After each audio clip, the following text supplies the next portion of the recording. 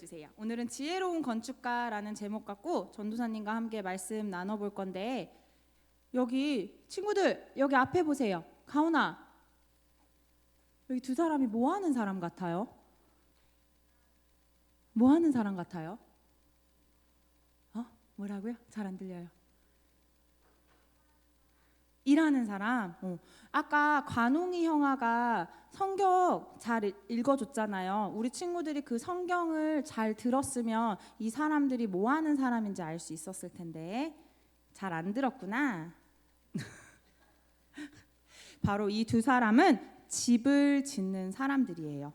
이 두 사람 중에 얘들아 아주 지혜롭게 집을 지은 사람이 있다고 해요. 과연 어떤 사람이 집을 지혜롭게 지었는지 전도사님이랑 이야기를 통해서 한번 말해 볼게요. 주아야, 주희야, 여기 위에 그림 같이 한번 봐볼까? 알았지?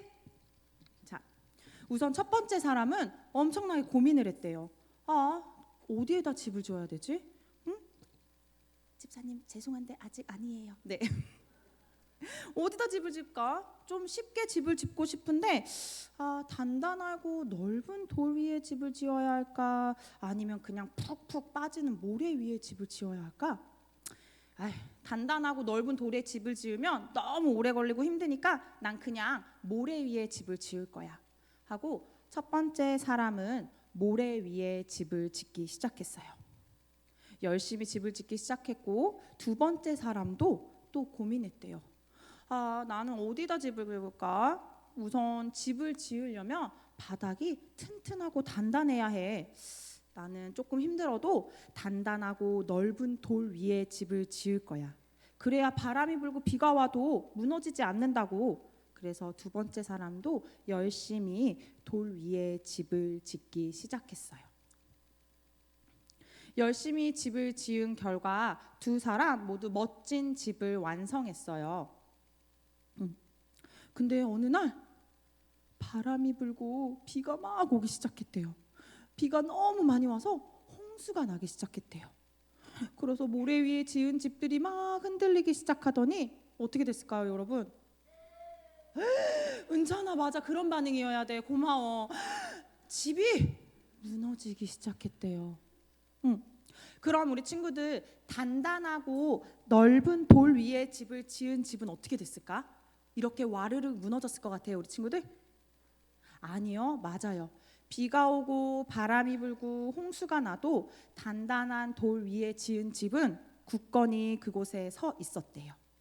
그럼 우리 친구들 여기서 어떤 사람이 지혜롭게 집을 지은 걸까? 모래 위에 집을 지은 사람일까? 아니면 단단한 돌 위에 집을 지은 사람일까? 가오나? 누굴까? 맞아, 봤어요. 단단한, 그쵸? 단단한이라고 얘기했죠. 맞아요. 돌 위에, 단단한 돌 위에 집을 지은 사람이 지혜로운 사람이라고, 지혜롭게 집을 짓는 사람이라고 이야기하고 있어요. 여기서 단단하고 넓은 돌은 반석이라고 해요. 친구들, 예수님께서 말씀 가운데 이야기하셨어요. 뭐라고 이야기하셨냐면, 그러므로 내가 하는 말을 듣고 그래도 실천하는 사람은 반석 위에 집을 지은 지혜로운 사람과 같다라고 이야기하고 있어요. 주아야, 주희야. 예수님의 말씀을 듣고 실천하는 사람은 어려운 일이 생겨도 흔들리지 않아요. 무서운 일이 생겨도 겁을 내지 않는데요. 마치 반석 위에 지은 집이 어떠한 바람이 불고 비가 오고 홍수가 나도 무슨 일이 생겨도 무너지지 않는 것처럼 예수님의 말씀을 잘 듣고 그 말씀대로 실천하는 사람은 어떠한 어려운 환경이 있어도 어떠한 어려운 일이 생겨도 흔들리지 않는 믿음을 가질 수 있다고 이야기하는 거예요.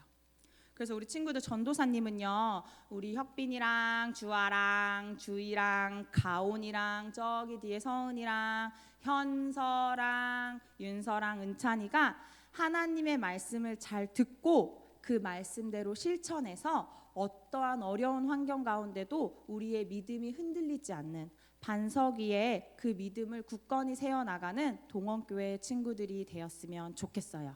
그러려면 오늘 목사님께서 하신 말씀을 잘 들어야 돼요, 안 들어야 돼요? 잘 들어야지 실천을 할 수 있겠죠. 그죠? 은찬이 잘 들어야 되죠. 그래서 오늘 목사님이 하신 말씀 잘 듣고 우리 친구들이 어떤 것을 실천할지 잘 생각했다가 이따 전도사님이랑 나눠요. 알았죠, 윤서야? 네.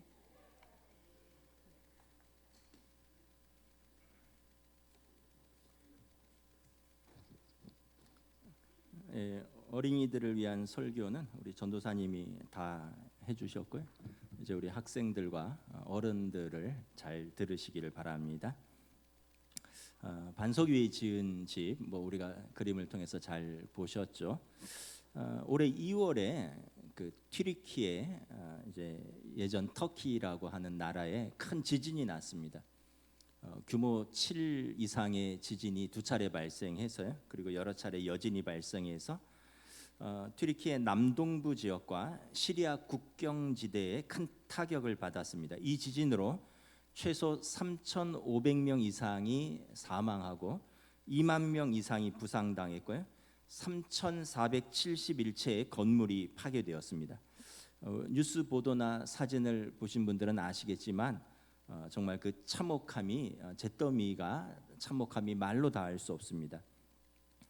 지진의 직접적인 타격을 받은 지역은 도시 건물의 절반 이상이 파괴될 만큼 큰 타격을 받았습니다.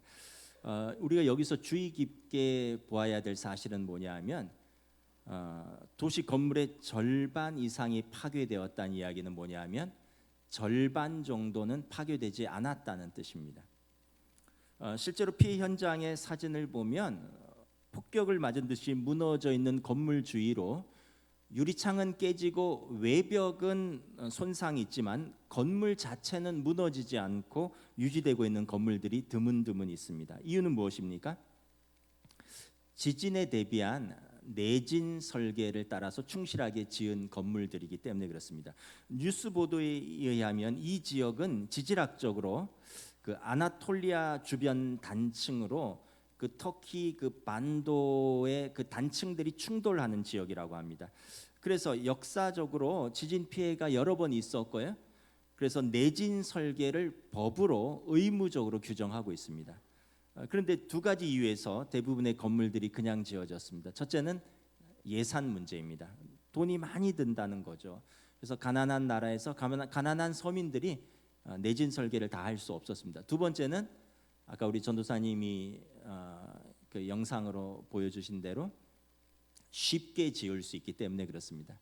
내진 설계를 하면 든든히 또 기초를 파야 되고요, 또 거기에 파이프를 박아야 되고 기둥을 세워야 되고 비용도 비용이지만 시간과 노력이 많이 들기 때문에 사람들이 쉽게 집을 짓는 것을 선택한 것입니다. 그러면서 설마 지진이 나겠어? 또 지진이 나도 설마 우리 건물이 무너지겠어?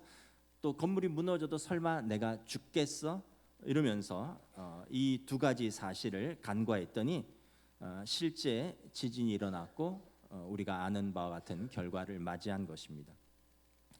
여러분, 오늘 우리가 읽은 성경 본문도 동일한 상황을 말씀하고 있습니다. 모래 위에 지은 집과 반석 위에 지은 집입니다.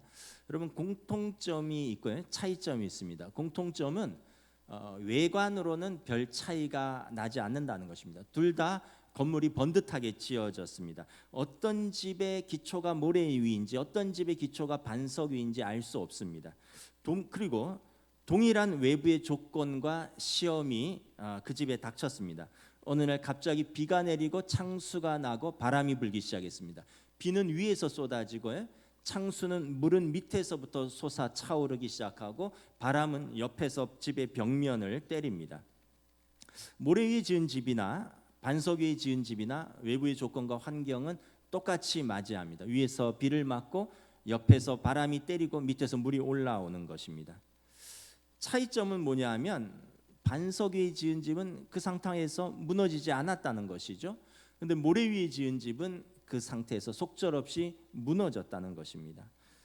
오늘 본문에 보면 예수님이 무너짐이 심하니라. 그리고 예수님께서 그 이유도 친절하게 말씀하고 있습니다. 반석 위에 지은 집은 주추를 반석 위에 놓았기 때문이다. 주춧돌을 아주 반석 위에다 세웠기 때문에 그 집이 무너지지 않고 튼튼한 집이 된 것이고, 모래 위에 지은 집은 주추를 모래 위에 놨기 때문에 비가 오고 밑에서 물이 나니까 주추가 기초가 흔들리고 그리고 바람이 벽을 때리니까 무너졌다라는 거죠. 여러분, 우리 인생은 집을 짓는 것과 같습니다. 우리 다 집을 짓는 인생들입니다. 우리 각자가 자기 인생이라는 집을 짓고 있고요. 또 여러분들은 각자 가정이라는 집을 세우고 있습니다. 평소에는 겉보기에 다 괜찮은 인생 같습니다. 그리고 겉보기에 다 괜찮은 가정같이 지어지고 있는 것처럼 보입니다. 그러다 어느 날 우리 가정에 예기치 않은 외부적인 시련과 또 풍파가 몰아칠 때가 있습니다. 어느 날 예상치 못한 질병이 닥칠 수 있습니다. 잘 나가던 사업에 어려움을 겪을 수 있습니다. 뭐 이렇게 러시아와 전쟁이 일어난다거나 이렇게 코로나가 터져서 우리의 의지와 관계없이 그냥 외부 환경이 바뀌면서 사업이 어려워지거나 환경이 변할 수 있습니다. 사랑하는 자녀에게 돌발적인 사고가 생길 수도 있습니다. 믿었던 친구가 배신하거나 사랑했던 여인이 결별 통보를 할 때도 있습니다. 그리고 우리가 지난 3년간 경험했던 것처럼 코로나 팬데믹 상황 가운데 우리가 어찌할 바를 모르고 온몸으로 그런 상황을 맞이할 때도 있습니다. 그동안 내가 의지했고 축복이라고 생각했던 것들이 하나둘씩 우리 손가락 사이를 통해서 빠져나갈 때 우리는 어찌할 바를 알지 못합니다. 위에서는 비가 오고 아래서는 물이 올라오고요. 옆에서는 바람이 몰아치는 총체적인 위기 상황입니다. 이 위기와 시련의 상황에서 우리 집은 무너질 것인가? 내 인생은 무너질 것인가? 견딜 것인가? 우리 가정은 세워질 것인가? 무너질 것인가?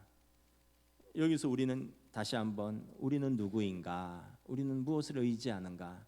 우리는 무엇 위에 우리 인생의 집을 세우는가를 돌아볼 때입니다. 여러분, 성경은 항상 하나님께서 우리 집을 지어 주신다라고 말씀하고 있습니다. 시편 127편은 솔로몬의 시편입니다. 여호와께서 집을 세우지 아니하시면 세우는 자의 수고가 헛되며. 솔로몬은 여러분 아버지 다윗의 집을 이어받은 아주 부강한 나라를 이루었습니다. 그런데 그 아들 때에 가서 그 집이 무너졌습니다. 나라가 둘로 쪼개졌고요, 민족은 둘로 갈라졌습니다. 솔로몬의 고백입니다. 사람이 마음으로 자기 길을 계획할지라도 그의 걸음을 인도하시는 이는 여호와시니라. 우리가 길을 계획해도 하나님께서 인도하시지 않으면, 하나님께서 우리 집을 세우지 아니하시면 세우는 자의 수고가 헛된다는 것입니다. 여러분, 우리 집은 우리 힘으로 세우는 것이 아니라 하나님께서 세워주실 때 든든한 것입니다. 사무엘 하 7장에 보면 하나님이 다윗과 언약을 세웁니다. 다윗이 나라를 통일하고요, 왕이 되고 부강하고 평안할 때 마음에 하나님의 집을 건축할 마음이 생겼습니다. 이렇게 말합니다. 나는 백향목 궁에 살거늘 하나님의 궤는 휘장 가운데 있도다. 자기는 궁전에서 백향목 좋은 나무로 집을 짓고 향기 나는 집에서 사는데 하나님의 궤, 언약궤는 텐트 안에 있다는 거예요. 그러면서 내가 하나님의 집을 짓겠다. 하나님께서 나단 선지자를 통해서 이렇게 말씀하십니다. 가서 내 종 다윗에게 말하기를, 여호와께서 이와 같이 말씀하시되 내가 나를 위하여 내가 살 집을 건축하겠느냐? 아니다. 여호와께서 내게 이르노니 여호와가 너를 위하여 집을 짓고 내 수완이 차서 내 조상들과 함께 누울 때 내가 내 몸에서 날 내 씨를 세워 그의 나라를 견고하게 하리라. 다윗은 내가 하나님의 집을 세우겠습니다 했는데 하나님께서 아니다. 내가 집이 없어서 그랬느냐? 영광을 못 받느냐? 내가 너의 집을 세워주겠다. 너가 내 조상들에게 돌아갈 때 내 후손들이 또 그의 나라를 견고하게 지킬 것이다. 내가 너의 집을 세워주겠다. 여러분, 우리가 우리 집을 세울 수 있는 것 같죠? 그렇지 않습니다. 우리 삶을 통해서 또 우리가 다 고백하는 바입니다. 하나님께서 우리 집을 세워주시지 않으면 우리가 우리 인생이라는 집을, 우리 가정이라는 집을 세울 수가 없습니다. 그럼 하나님을 경외하면 하나님께서 자기를 존중하는 자의 집을 세워 주실 줄을 믿습니다. 두 번째는 여러분 주추를 반석 위에 세워야 되는데 이것은 순종을 의미합니다. 여러분 하나님께서 우리 집을 지어 주시지만 우리가 해야 할 것이 있어요. 우리의 순종입니다. 여러분 아까 집을 짓는데 설계도가 다 나왔습니다. 자재도 다 갖다 놨습니다. 법도 다 있어요. 근데 건축주가 공사하는 사람이 그 설계도대로 시방서대로 공사를 하지 않으면 그 자재를 아끼고 그 법을 지키지 않고 그러면 어떻게 될까요? 그 집이 온전히 지어지지 않는 것이죠. 여러분 하나님께서 우리 집을 지어주지만 우리가 해야 되는 것이 있습니다. 순종입니다. 여러분 오늘 본문에서 반석 위에 집을 지은 지혜로운 사람은 어떤 사람입니까? 우리 24절 우리 다 함께 봉독하겠습니다. 시작. 그러므로 누구든지 나의 이 말을 듣고 행하는 자는 그 집을 반석 위에 지은 지혜로운 사람 같으리니. 여기 보시면요, 예수님께서 이 말을 듣고 행하는 자가 반석의 집을 지은 사람이라는 거죠. 여러분 모래 위에 집을 지은 어리석은 사람도 예수님께서 말씀하십니다. 26절 함께 읽습니다. 시작. 나의 이 말을 듣고 행하지 아니하는 자는 그 집을 모래 위에 지은 어리석은 사람 같으리니. 여러분 두 사람이 똑같이 말씀을 들었어요. 똑같이 말씀을 들었는데 왜 어떤 사람은 반석 위에 지은 집이고 어떤 사람은 모래 위에 지은 집이고 어떤 사람은 시련과 환난 가운데 집이 무너지고 어떤 사람은 든든히 서 있느냐라는 거죠. 차이는 순종입니다. 말을 듣고 행했느냐, 말을 듣고 행하지 아니하였느냐라는 것입니다. 여러분 하나님은 우리에게 인격적으로 대하십니다. 하나님은 인격적인 하나님이셔요. 하나님께서 우리를 사랑하시고 우리를 지키시기를 원하시고 우리 집을 지어주시기를 원하는데 우리가 순종하지 않으면 하나님도 방법이 없어요. 우리가 거절하는데 방법이 없어요. 여러분 우리가 자녀들을 키우잖아요. 자녀들 잘 키우기를 원하죠. 열심히 공부하고 성실하고 또 하는 일에서 형통하기를 원하죠. 근데 자녀들이 하지 않으면 어떻게 해요? 맨날 때릴 수 있어요? 맨날 쫓아냅니까? 어떻게 해요? 결국은 여러분 순종으로 함께 지어져 가는 것입니다. 순종은 인격적인 하나님과 그 하나님의 자녀인 우리가 함께 우리의 집을 지어져 가는 과정인 것입니다. 우리가 이렇게 답을 다 알고 있는데 여러분 왜 이렇게 우리 순종이 어려울까요? 다들 그러시겠지만 저도 이제 50대 중반이 되니까 그게 건강이 뭐 썩 영 상태가 옛날처럼 좋은 것 같지는 않아요. 올 초에 한번 어지러워서 좀 쓰러질 뻔해서 이유 없이 제가 좀 건강 검진을 좀 정밀하게 받았습니다.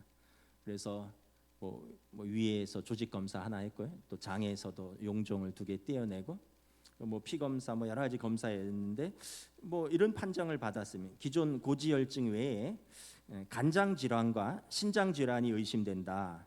공복 혈당이 110에 근접해서 당뇨를 관리해야 하고 신사구체 여과율이 정상 수치보다 10가량 높아서 신장 기능을 관리해야 하며 콜레스테롤 수치가 높아서 약을 잘 복용하라 이런 처방을 받았습니다.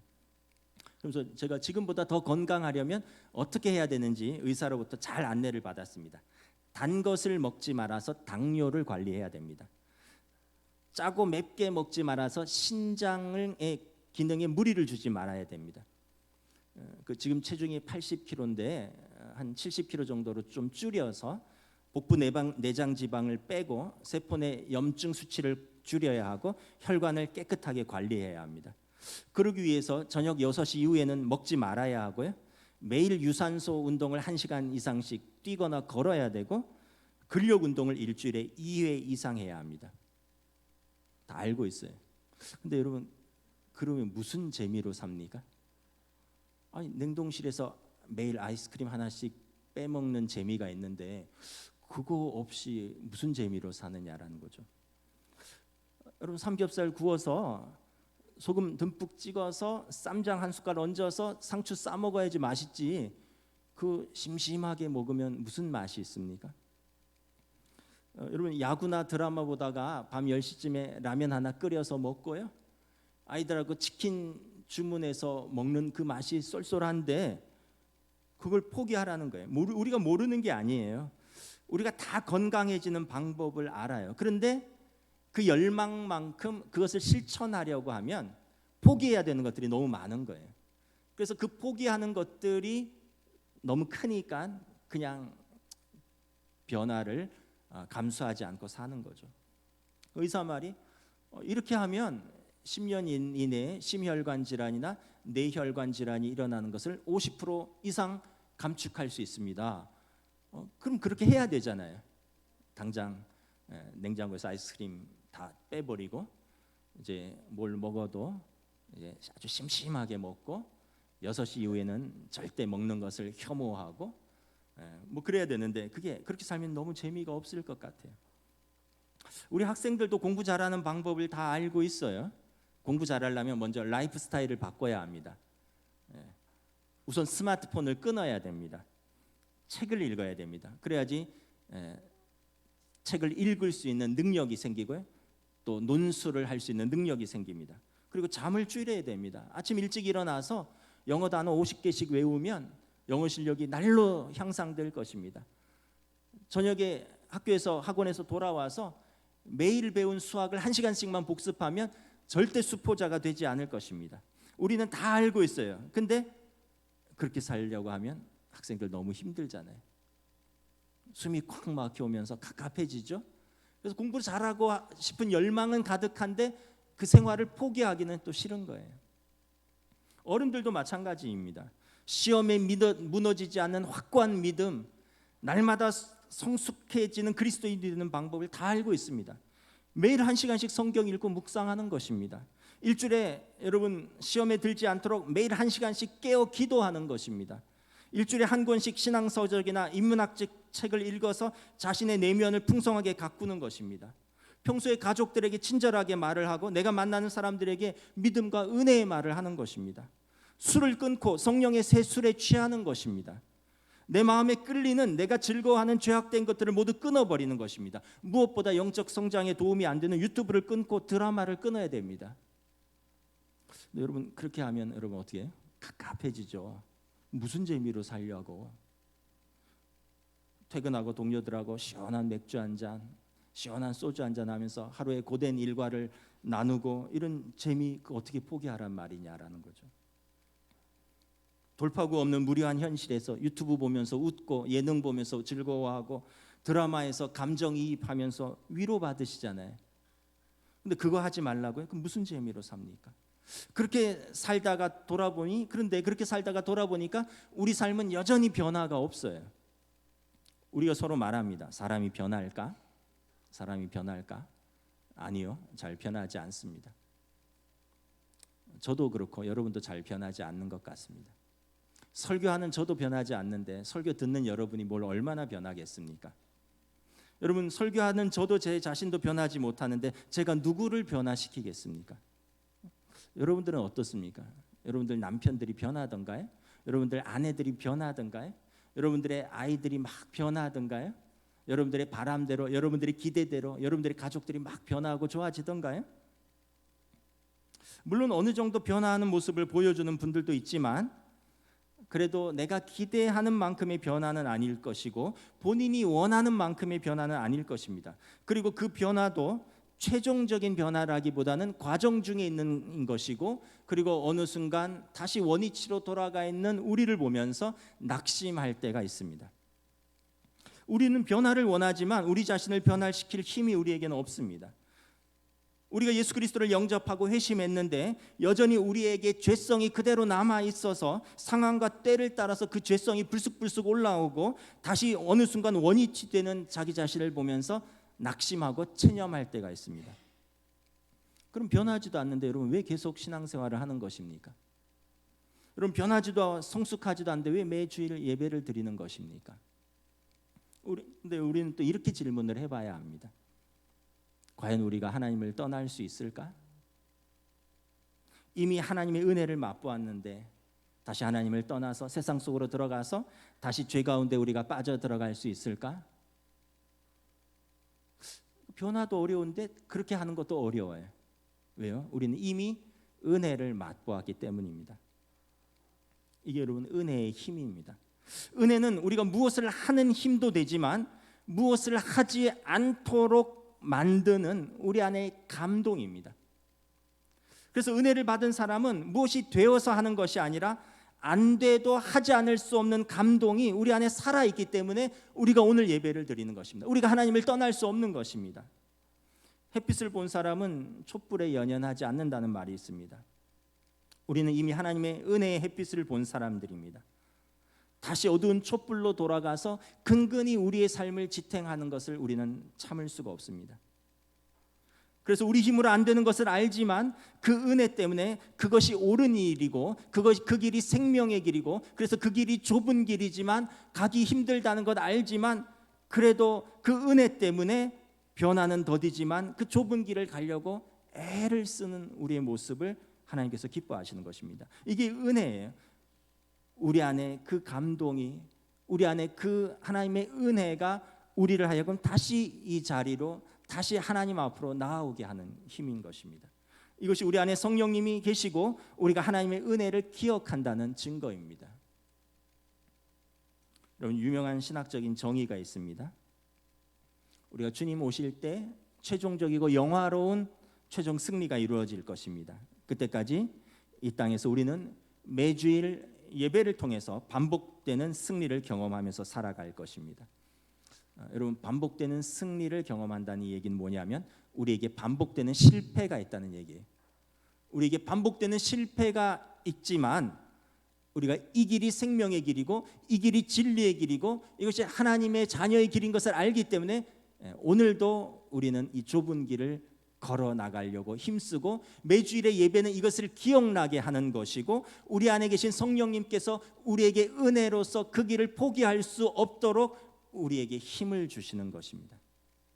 그래서 우리는 매일 반복적인 실패가 있지만 오늘도 긍휼하심을 받고 때를 따라 돕는 은혜를 얻기 위하여 오늘도 이 자리에 그 반복되는 승리를 경험하고 기억하기 위해서 나아온 것입니다. 그래야 매주 실패와 승리를 반복하지만 조금씩 그래도 그 길을 조금 더 수월하게 따라가고요. 조금씩 순종을 배워가고요. 그래서 조금씩 또 변화가 일어나기도 합니다. 그리고 이것은 평생에 걸친 우리의 과정이고 이것을 성화라고 하고요. 이것은 나의 힘이 아니라 은혜의 힘으로 감당하는 것입니다. 그러므로 여러분, 낙심하고 포기하지 마십시오. 우리 안에 계신 성령님을 의지하고 오늘도 그 은혜에 힘입어 그 하나님의 말씀을 붙들고 여러분, 은혜의 보좌 앞으로 담대히 나아가시기를 우리 주님의 이름으로 축복합니다. 여러분, 우리 인생의 집은 무엇일까? 어떤 성취를 이루고 어떤 물리적인 집을 짓는 것이라고 저는 생각하지 않습니다. 우리의 인격과 성품이 주님을 닮아가는 것, 이것이 우리의 인격의 집, 우리의 성품의 집, 우리 인생의 집을 지어가는 것입니다. 우리 가족들이 하나님의 자녀로 날마다 조금씩 세워져 가는 것, 이것이 우리 가정의 여러분 믿음의 집을 지어가는 과정입니다. 그러므로 여러분, 예수님께서 그들의 열매로 그들을 알리라 말씀하셨습니다. 우리 안에 성령의 열매가 맺힐 수 있도록 우리가 성령님께 순종하면 여러분, 사랑과 희락과 화평과 오래 참음과 자비와 양성과 충성과 온유와 절제의 그 열매들이 우리 안에 맺힐 것입니다. 그리고 여러분, 믿음과 소망과 사랑 가운데 우리가 그 길을 우리 주님과 함께 진리의 터 위에 그 우리의 집에 토대를 세우고 하나하나씩 지어져 갈 것입니다. 여러분, 다시 한번 기억하시길 바랍니다. 우리 인생의 집은 내가 짓는 것이 아니라고 말씀드렸습니다. 우리가 주초를 예수 그리스도 위에 두면 하나님께서 우리 집을 지어주십니다. 그리고 성령님께서 우리의 연약함을 도우사 우리와 함께 그 집을 지어가는 것입니다. 순종은 우리가 성령님께 순종하여 하나님과 함께 우리의 인생의 집을 지어가는 전 과정이 되는 것입니다. 찬양하시겠습니다. 우리 주의 말씀으로 이 찬양은 우리 민경찬 목사님이 이제 작곡한 찬양이죠. 원래 이게 좀 돌림 노래거든요. 근데 악보가 없으니까 한번 잘 불러보시기 바랍니다. 주의 말